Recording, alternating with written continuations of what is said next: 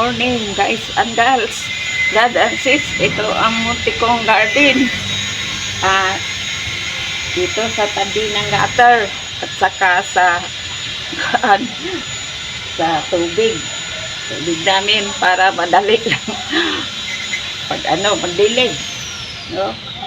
Ito tinaniman ko, yung iba hindi pa masyado nakita dahil maliit pa. Tinanim ko na sili, na bell pepper, at saka yung pangsigang, yung spicy. Saka meron din akong kamuti at saka alagbati, no? Na tinanim ko sa sako. Tignan natin ang aking kamuti at saka alagbati. Kunti pa, katatanim ko lang. Dito kamuti at saka alagbati nasa sako. Ayan. Anong tawag diyan? Green lemon. Green lemon. Then I have also dito tayo sa kaluyahan ko. Hirapan ako sa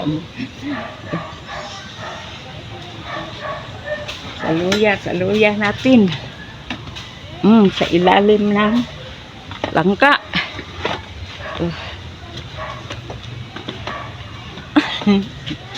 Dito. Yan ang mga luya ko. Yan. May laman na sila pero alanganin pa. May mga laman na to. Ano rin to? 1, 2, 3, 7, 7 kapaso to sila. Malalaki na ang mga dahon. Kaya tanim ako dahil 300 ang kilo ng luya dito sa amin. 300. Kunti lang ang 1/4. Para sa akin ang luya ay importante, no? Na kung tayo ay magluto ng ulam, lalo na pag sinigang, lagyan ko na luya dahil pawala ito sa yung malansang amoy, no? Lalo na yung mga isdang walang kaliskis, malansa ang amoy niyan. Kaya nilagyan ko ng luya, tanglad, kamatis. Kamatis ko maliit pa. Halos hindi pa makita dahil sa ulan. Pero at least nagtanim talaga tayo, no? Para hindi na tayo magbili dahil ang sobrang mahal ng mga bilihin ngayon.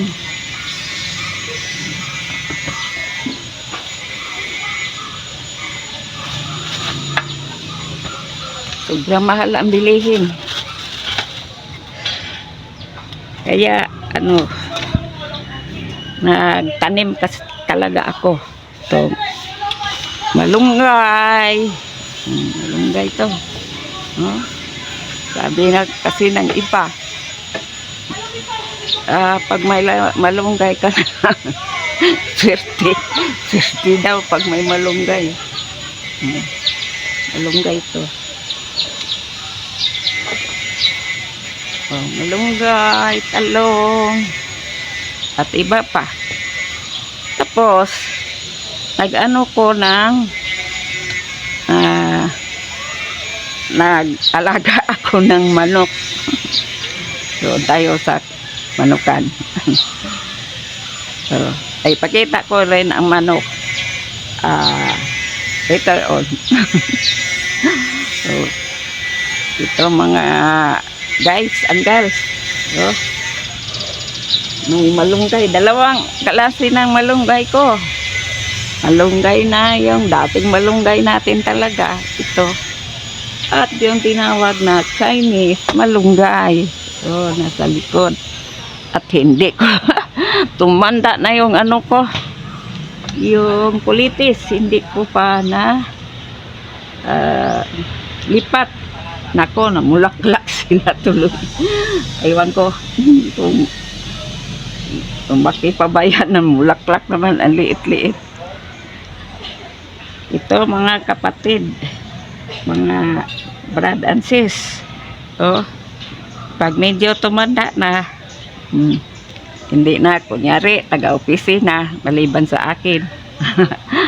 Ang trabaho ko ay nasa ano lang,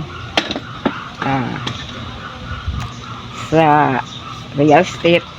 Pag tumanda na, ito na ang kuhaan natin, kaabalahan ng buhay natin pag tumanda na ta. Oo. Dahil mahirap din pag ano, wala tayong exercise. Lalo tayong manghihina pag wala tayong exercise. Kaya ako, exercise. Tuwing umaga, dito ako sa aking halamanan, sa garden. Kaya maganda mga kapatid na mayroon talagang garden, no? Hindi na tayo makabili doon sa palengke na sobrang mahal. Sobrang mahal. Oh, kaya ito ang ano ko,